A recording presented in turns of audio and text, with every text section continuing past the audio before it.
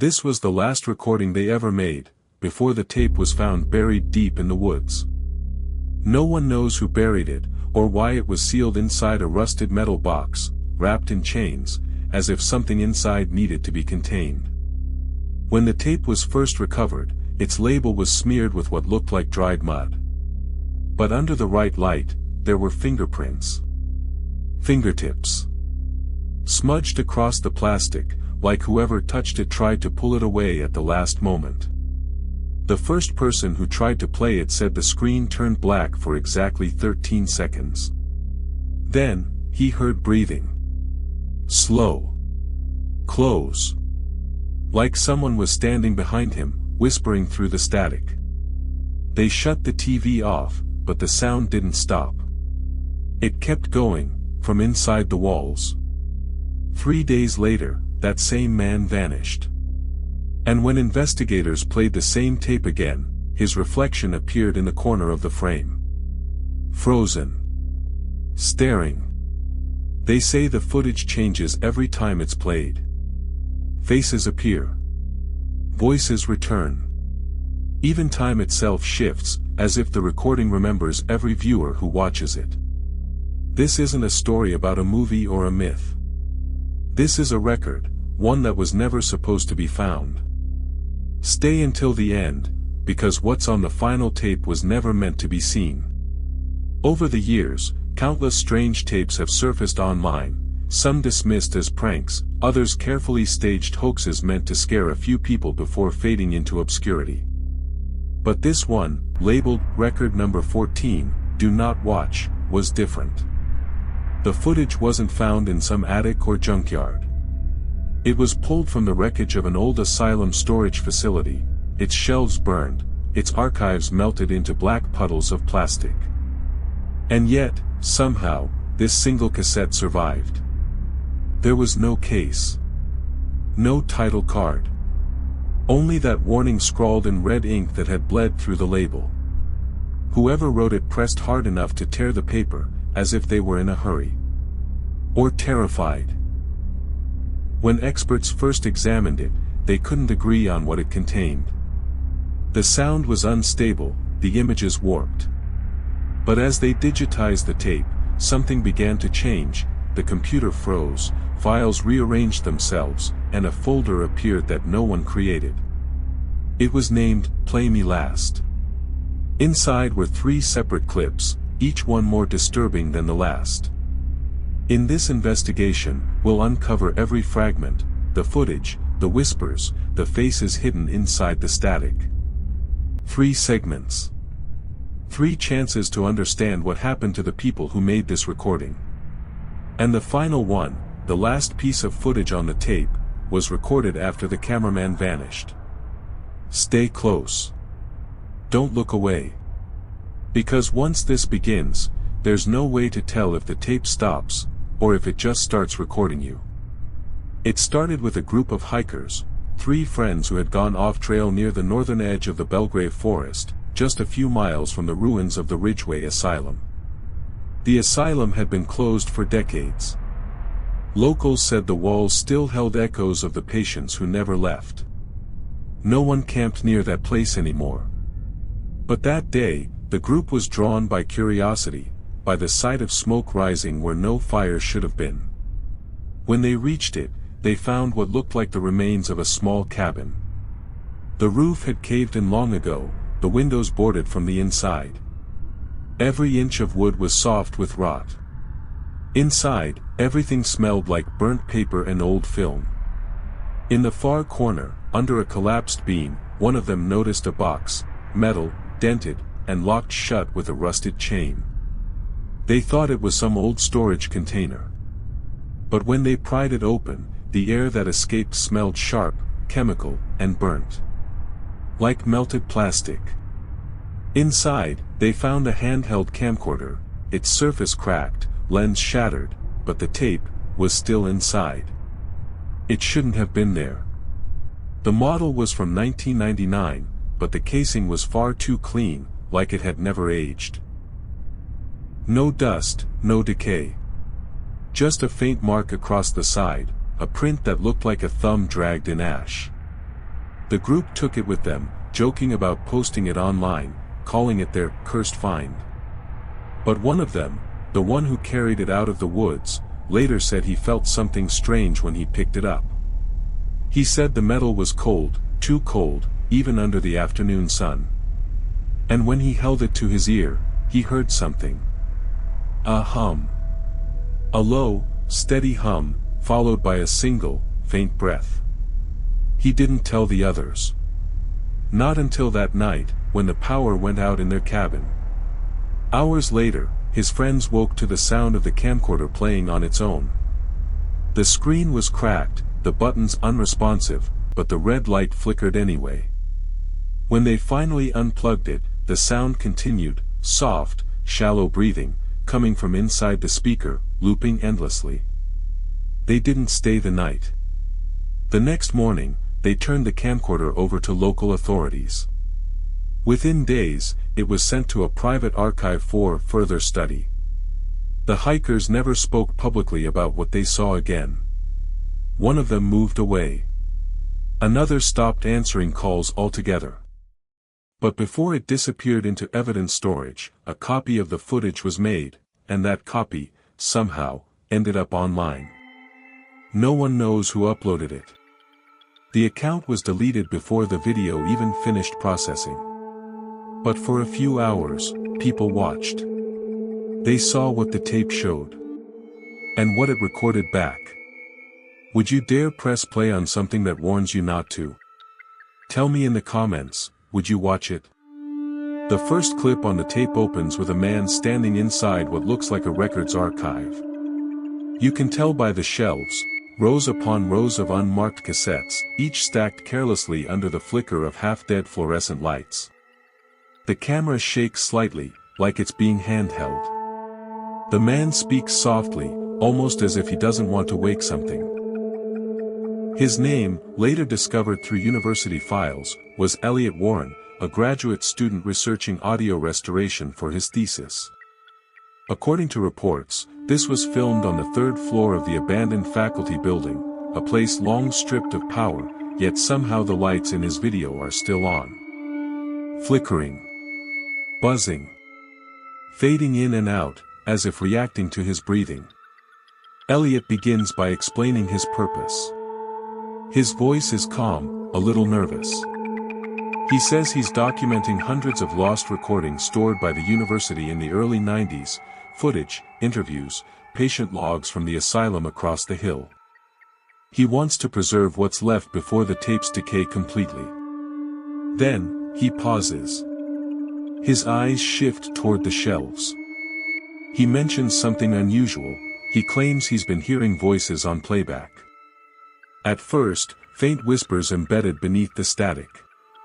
But the more he restores, the clearer they become. The man laughs awkwardly, like he's trying to brush it off. But his hands tremble when he adjusts the focus. He turns the camera toward one of the machines, an old reel-to-reel player spinning slowly. There's a low hum coming from it, almost rhythmic, pulsing in and out like breathing. He leans closer, presses his ear near the machine, and says the word "listen." The image immediately distorts. The audio warps, pitch drops, the hum turns violent, and the screen flickers. Static floods the frame for less than a second, but when the image returns, something has changed. Behind him, on the far wall, a shape appears. A shadow. Human, but stretched, too tall, too thin, with edges that pulse like it's flickering in and out of frame. Elliot doesn't see it. He keeps talking, unaware. He repeats the word "listen" again, and the same thing happens. The footage glitches, his voice stutters, and the shadow moves closer. Each time he says it, the distortion grows heavier. The camera stumbles. The frame doubles, revealing something behind him that looks like a reflection. But there are no mirrors in the room. At one point, the reel stops spinning on its own. The bulb above him dims until the only light comes from the camera itself. Elliot looks straight into the lens, confused. He whispers, "Is someone there?" There's no response. Just a faint shuffle behind the shelves. He tries to keep recording, but the camera starts to malfunction, the counter resets itself to 0, over and over again. Then, faintly through the static, another voice enters the audio track. It's whispering back the same words he said, repeating them, but slower, as if mimicking him. He freezes. The camera shakes. He moves the light toward the sound, illuminating rows of tapes, and for a brief moment, one of the tapes moves on its own. Just enough to fall forward. Elliot takes a step back. The shadow on the wall grows darker. Its shape leans. He drops the camera. The image twists sideways. His breathing quickens. You can hear him whisper, "Who's here?"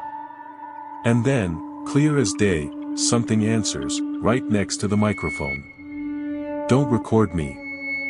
The screen cuts to black. For a few seconds, all that remains is static, layered with faint whispers overlapping, too many to count. Then silence. No one has ever found the full version of that clip. The timestamp ends abruptly. But what's most disturbing is what happens when you pause that final frame. If you freeze it, in the corner, just beside the shelves, you can make out a face. Blurred, half hidden in the static, staring at the camera with eyes that don't belong to Elliot. If you caught the figure in the background, pause and rewind. Did you see it move? The second clip begins in complete darkness. No image, only sound. At first, you hear what seems like empty static. But then, buried beneath the hiss, a rhythm emerges, breathing. Shallow. Uneven. Someone is close to the microphone, too close. You can hear the tremor in each inhale, the soft catch in her throat before she whispers something impossible to make out. Investigators ran the clip through every kind of filter they could, noise reduction, spectrum analysis, reverse mapping, but nothing made sense. The voice came and went, fading like a memory, as if the tape itself resisted being understood. And then someone decided to play the audio backward. That's when they heard it. The sound transformed, what had been chaotic static now became a single, terrified plea. A woman's voice, trembling, soaked in tears, "Help me, please, let me go." But the strangest part came when they reversed it again, playing it forward.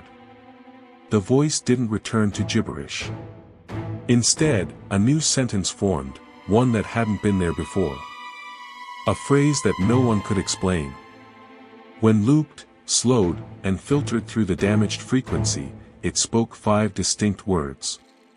"He's still recording us." The sentence didn't sound edited.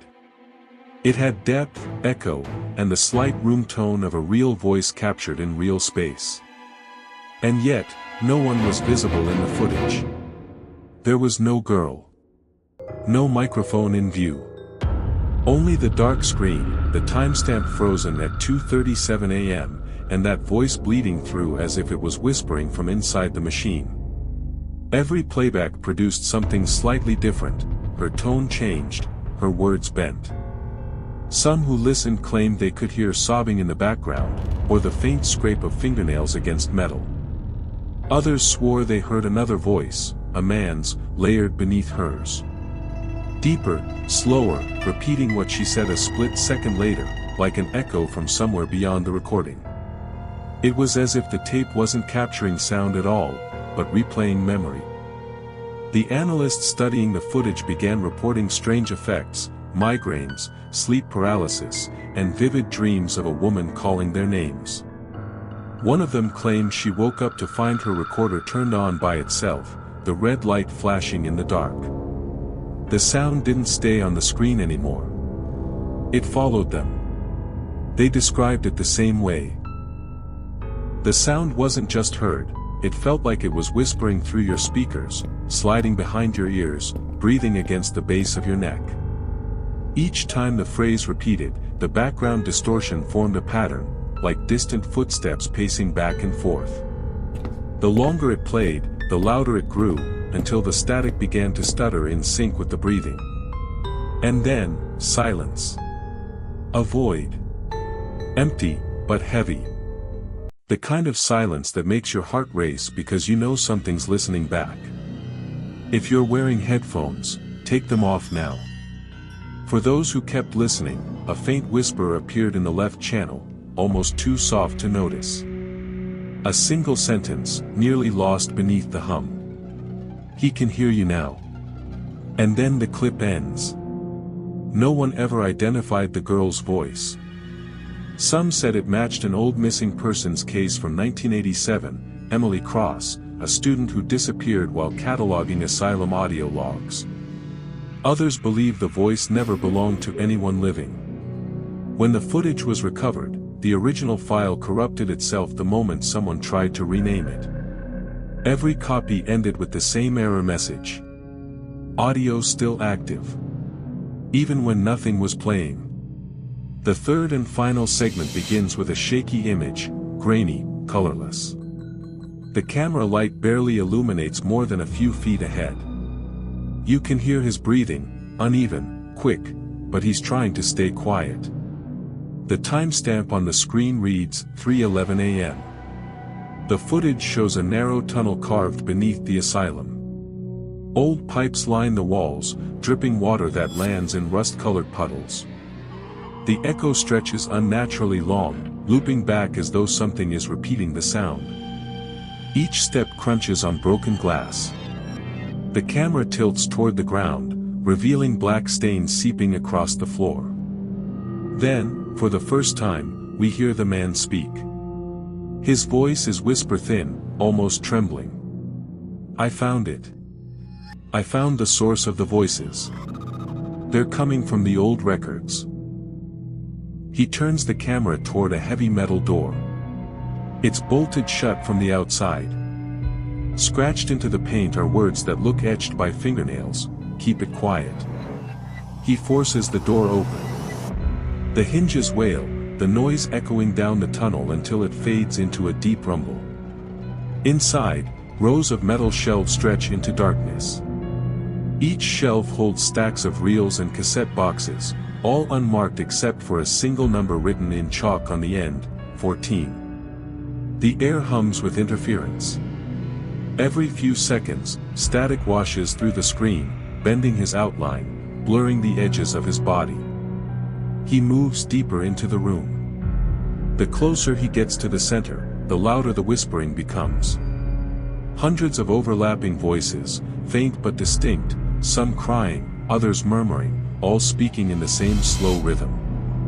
He holds the camera close to his chest. The light flickers across the wall, and for a fraction of a second, faces appear in the dark. Dozens of them. Frozen mid-expression, like photographs burned into the concrete. He gasps. The camera shakes. He whispers. There's someone here." The whispers stop. Each name matches one of the asylum's missing patients. He backs away. You can hear his heartbeat through the microphone. The static flickers, and for a moment, the screen catches something behind him, a tall shape standing perfectly still. When the light hits it again, it's gone. He breathes hard, whispers into the camera. "If anyone finds this, don't watch the next part." He watched it. The tape resets. When the footage resurfaced, it didn't come from an official release. It was found inside an unmarked evidence box in 1998. The label read simply, "Asylum Archives." According to police records, the original tape had partially melted. The first half was intact, the documentation, the tunnels, the strange audio, but from the 14-minute mark onward, the film had warped into a thick, black smear. The technician who handled the evidence claimed the smell of burnt plastic lingered for days, even though the tape wasn't burned. No body was ever recovered. The man seen filming in the footage, the one who whispered, "Don't watch the next part," was never identified. His name, his voice, his background, all missing from university files. Every record tied to his research project had been erased. All that remains are fragments. A corrupted audio log, a photograph of the archive room before it was sealed, and the distorted video itself. The case was closed under the label "Equipment Malfunction and Disappearance, Presumed Fatal." But that didn't stop others from trying to study it. Digital archivists attempted to restore the footage. Every copy, every single conversion, corrupted at the same exact point, 14 minutes and 37 seconds. No matter the format, VHS, CD, flash drive, the result was the same. Experts called it a magnetic anomaly, suggesting that exposure to underground wiring caused the interference. But the explanation didn't fit. The anomaly behaved intelligently. Each time they tried to edit or delete the file, it would rewrite itself. File names changed on their own. Some began calling it the tape that resists erasure. Paranormal researchers, people who'd studied audio hauntings and psychotronic imprints, claimed the tape absorbed more than just sound. It captured energy, emotion, consciousness. One investigator described it best. Whatever that man recorded, it recorded him back. After multiple incidents of unexplained corruption, the footage was banned from public archives. But copies kept showing up online. Short clips, hidden uploads, never lasting long. Users reported the same thing: every video freezes at 14:37. Then, if you try to skip forward, your screen goes black for 6 seconds. But those who stayed through the blackout claimed something appeared, new frames that weren't in the original. A figure standing closer. A voice whispering your name through your headphones. They say if you play the footage past midnight, the glitch changes. New faces appear. And sometimes, one of them looks straight at you. If you've seen it, check your recordings. Because once the footage begins, it doesn't stop watching. Over the years, countless theories have surfaced about what the cursed record really is, each one darker than the last. Some say the footage isn't haunted at all, that it's scientific proof of something humans were never meant to capture on film. The first is what online forums called the possession theory. It suggests the tape doesn't just record sound, it absorbs what's around it. Every voice, every presence, every scream, trapped inside its magnetic field. When the cameraman began hearing whispers, he wasn't hallucinating, he was listening to the voices of those the tape had already taken. Archivists noticed that, during playback, the soundwave pattern looked less like human speech, and more like a heartbeat. A living pulse hidden beneath the static. They claimed the more people watched it, the stronger it became, as if the act of listening was feeding it. The second explanation, the cursed frequency theory, gained traction among audio engineers. They discovered a faint hum buried under every recording, exactly at 19 Hz. That's the same frequency linked to hallucinations, nausea, and the feeling of being watched. Some scientists believe that frequency vibrates the human eyeball just enough to make you see shapes that aren't there. Faces. Movements. Shadows. Others insist the hum was deliberate, an audio key, meant to open something, or keep it sealed. If you're wearing headphones, you might feel it too. But the final hypothesis is the one that terrifies even the skeptics. They call it the integration theory. It claims the cameraman didn't disappear. He became part of the recording. Digital analysis of the final corrupted frames revealed something human. A blurred outline, a face half-formed in the distortion. Eyes wide. Mouth moving, silently, as if still recording. The image matches the cameraman's last known ID photo. Stop watching. Every time the footage is played, that face appears, closer. And those who claim to see it swear the expression changes each time, like it's aware of who's watching. Did you just hear that too? Or was it only in my audio? A year later, a new copy surfaced. No one knows who uploaded it. No one claimed ownership. But this version was different. The same footage. The same blackouts. The same voice whispering, "Don't record me." Except, the timestamp no longer read 1999. It read, 2024. Investigators froze the frame, assuming it was an editing trick. But then, they noticed something impossible. The footage showed someone watching the video online. Same title. Same thumbnail. It wasn't part of the original tape. It was new, recorded from the screen of whoever was playing it.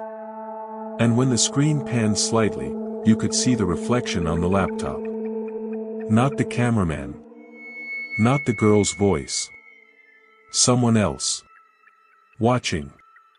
Frame by frame, analysts confirmed what it meant.